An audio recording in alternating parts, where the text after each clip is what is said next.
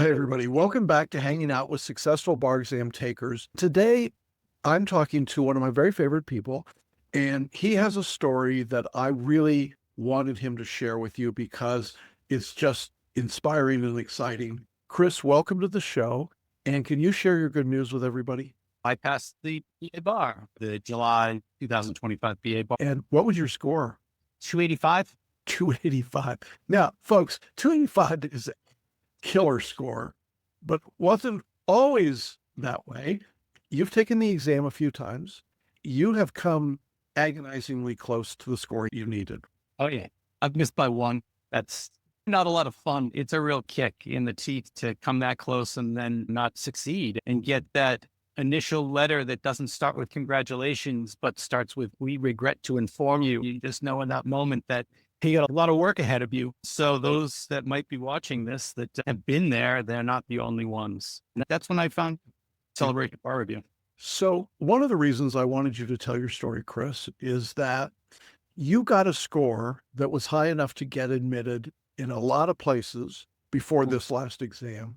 But that wasn't your goal, was it? No, it wasn't my goal. My goal was to pass in all places and to pass in Pennsylvania. I took it personally when I wasn't able to pass in Pennsylvania, and I got a lot of great advice and the same advice that many other test takers will get that score above maybe a 260 or Yeah. above, which is take your score, transfer it to another state. There's reciprocity. You can give it some time and then make it into your state, practice federal law.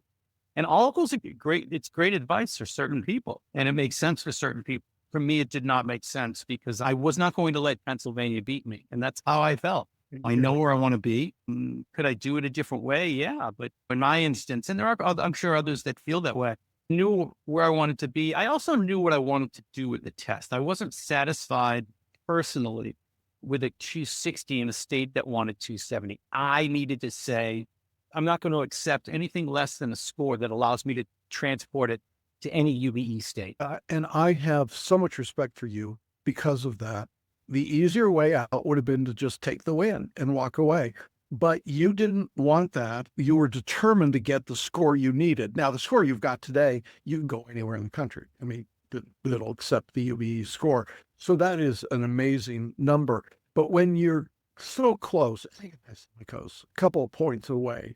And I think most people, the vast majority of people would have said, all right, screw it. I'm done. I'm just going to take it, go somewhere else and do it as you described. But you didn't do that. You doubled down and you continued to work. And for our audience, I'll just tell you that I don't know many people that worked as hard as Chris did in studying for the bar and was as diligent about the process. And I think that's to your credit, Chris. I think beyond that, you're going to be a terrific member of the bar because you've got that sort of dogged determination. You're the kind of guy that I want as a lawyer. I'm not doing it. We're going to find our way through it. But it had to be incredibly satisfying to you to finally get that result this last week, right? It felt wonderful. And there's also that moment of trepidation that I'm pretty much anybody that might watch this has felt when your state sends out the email that says, let's see what the surprise is. And I had opened it up prior and not been satisfied with the result. But when I opened it up and I saw what I saw, I was very proud. I didn't feel overwhelmed. A first time test taker may be more effusive.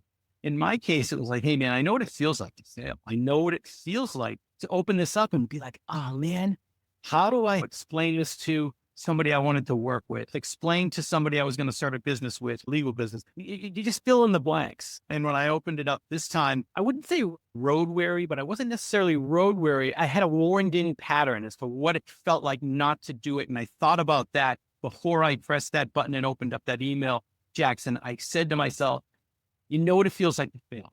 You know what it feels like not to succeed. If you open this up right now and you didn't do it, man, take a deep breath and get ready to do it again. But I didn't have to. It felt great. But like I said, it didn't overwhelm me. I think that's a really great insight, and people ought to take advantage of that thought because it's traumatic, right? This is PTSD for a lot of people, and there are lots of different ways that folks react. When somebody works hard and comes close and doesn't quite get to the number, whatever that number is and whatever their reasons are, it is devastating. And some people just literally curl up. You doubled down, as I said, you kept working, worked through it. And I want to talk about some of the tools and things that you did with us because you used a lot of the things that we're doing. You were one of the first students that we worked with the AI Accelerator. And I want to talk a little bit about some of those tools. Obviously, we've developed them over the past year even more, but you used some of that, right? When you were working with us. Yeah, it had just started to roll out. You were basically in Yeah. like beta testing. It would be unfair to say that it wasn't far along. It was very far along. I think I might have Yeah. been one of the last people tested on before it went live. That's And correct. I had some minor suggestions that, to be quite honest, I think you took most of them because I went back and used it afterward too. It's awesome. What's great about it is that it's quick. You can get immediate feedback when you do these essays, and then you try and take those essays and either wait for a tutor. If you've worked with another company like a Barbary, where you send this information in, and then you have this glacial wait. It's insane how they charge this exorbitant fee for that privilege, and then the information you get back is not useful. You missed you missed a paragraph mark. You missed just information that's not material to the material. And that's the difference with the AI, your AI, because you can go and use a cheap chat GPT. It's not the same. It's absolutely not the same. Offer the really concise. When I was using that, I realized that those AI entities that were giving me that information absolutely felt like I was working with a tutor. I had just sent this information in. It was, and when I mean see just, it might have been an hour or two. I got back to it, but having it that quickly and having it be that precise. And that was the other thing. The precision on this is incredibly important because for people like me, I was on the margins. I was right there. This works for any, it could be 30, 40 points deficient. It's still going to work that way. But when you're really that close and you remember an MPT or an MEE that you were close with, but you just don't understand certain concepts, your AI offering made a difference for me. Let's just say that. Yeah. And I think that because we're curating the work makes it better and more reliable. One of the things I really liked is that you took that feedback and it was like, how do I make it better? Yeah. There was never a point at which you said, well, that's good enough.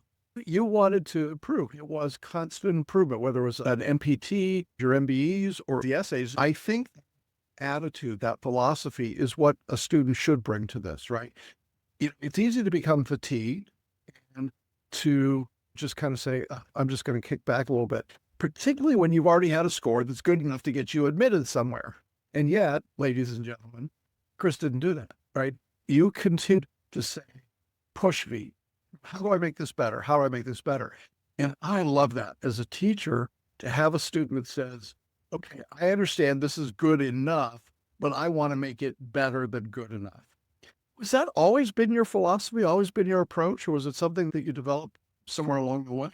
No, it wasn't something that I only developed for the bar exam. In my prior life, I was basically an entrepreneur. The businesses that I started are all ground up businesses. I won't look for perfection if I can find it. At the same time, don't let perfection get in the way of a good idea. If you believe that you have the ability to do a little bit better, especially with this, for me, do I just want to be marginal in the law or do I want to be the best lawyer I can be? One of the best places for me to prove that was to go ahead and try it again, take this test again. Now, that doesn't mean it has to be like that for everybody. I don't think it's there again. Don't let perfection get in the way of a good idea. I'm in a different place than probably many of your students might be because I'm a little bit older. I've had another career. It gave me a teeny bit of license to try again. But to be quite honest, when you look in the mirror, and I think pretty much anyone that takes the bar, for a moment there, you probably say, I just want to pass. But deep down inside, I think there's very few people that will say, I just want to be mediocre. They're probably going to say, no, you know what? I really do want to learn that subtle nuance to civil procedure. I want to know why I got that question wrong because I want to know that I've already wrestled with it and beat it. So yeah, that's how I felt and hopefully how I still feel. Yeah. I mean, 30 years, but we have to be young. That is definitely what I saw in you. And I had so much respect for that because it's just easy. There are a lot of off ramps that people could take. You refuse to take any of them. And so it's just a wonderful experience to be able to do that. Now, you used a few of our other tools. One of them was PhotoReading. Can you talk a little bit about that? Yeah, that took a little while for me to understand how to use it. I did have to really stick with it at first because it did not feel natural. It worked. It was good. It was very helpful, but I just needed to give it a little bit of time. I was so hectic, so frenetic, so rhinestone. And working through photo reading and learning how to photo read was a calming exercise. I was not in a calm place. I think that alone was worth photo reading. But what photo reading did is magical. I can't put my finger on when I started to realize its value, but it wasn't with the MPTs as much as it was essays for me to learn it. Once I had it and I understood it, it helped me with the MPTs and the essays. You start picking up on keywords, on key sentences. It's almost like playing Candyland and you get the arrow going this way. There's little pieces that you get as you learn how to relax, allow your mind to truly immerse itself in photo reading. And yeah, it's a tough one to teach. The fact that you're able to help and you have the software programs worked out that are efficient, do this from such a far distance, wherever you are right now. To do this in 2 dimensions is really a testament to celebration. It was helpful. It really made a difference. And it didn't take extra time for me, like I described a few minutes ago, almost like a calming effect. So I didn't really look at it as part of my study. It was almost like doing a yoga class in a way. It's a very calming experience. And I think for most people, they have an experience like yours in which there's a point at which they're like, oh, I think this is working. I think I know things and I don't know why I know them. They're just there. You are really open to trying these things. You mind mapped, you did photo reading, you took on the writing approach that we taught because you wanted to get better. And I think this is an important point for folks. Instead of being defensive and say, well, I'm not going to do that because I've already gotten to this level, you said, bring it on. Just show me everything you got. Give me everything you got, which is like became one of my AI beta students. They're like, okay, if there's anybody that really would appreciate and be able to try this stuff, this is the guy. I really want to encourage our listeners to approach their studies with that same openness, right? Instead of being resistant and saying, no, I'm not going to do something, let me try it. It made a huge difference for you, didn't it? It did. If I were an expert in everything, I would have already passed the bar.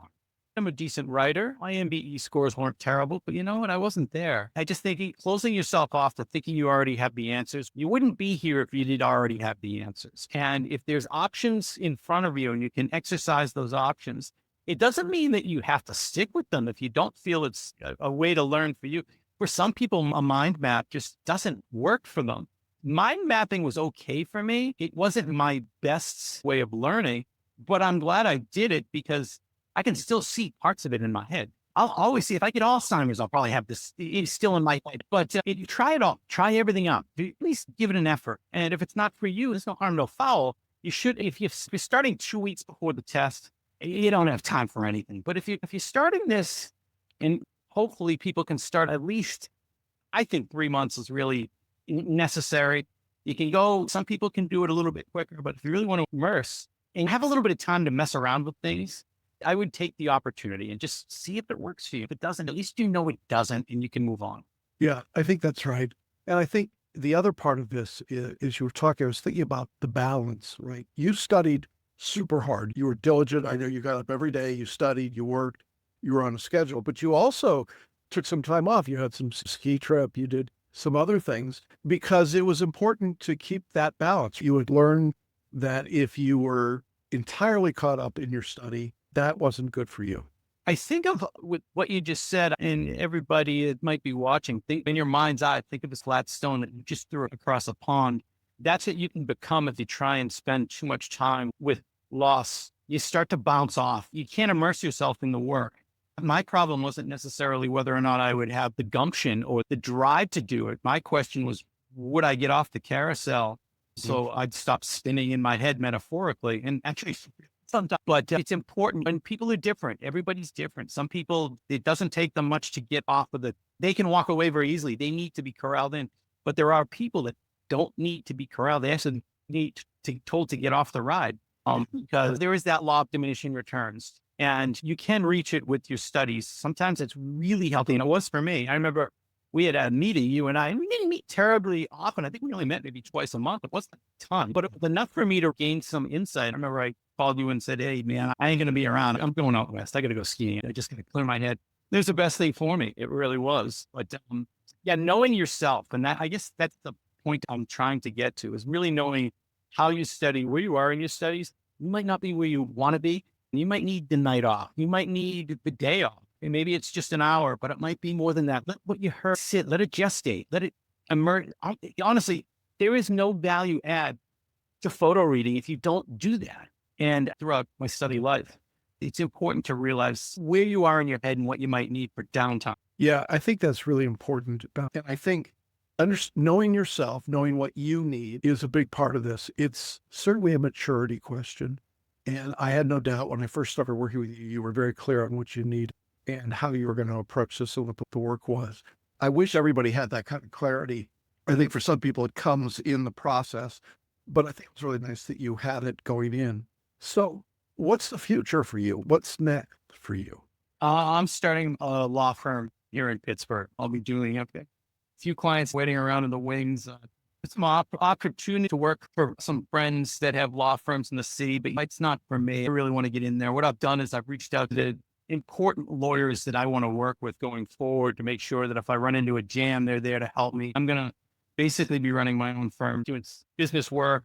I'll likely do wills and trusts because being an entrepreneur, recognizing that a lot of entrepreneurs spend all kinds of time on their business, but then ignore their own personal life and never get ready for what we're all running toward, which is our imminent demise, passing on what we've done.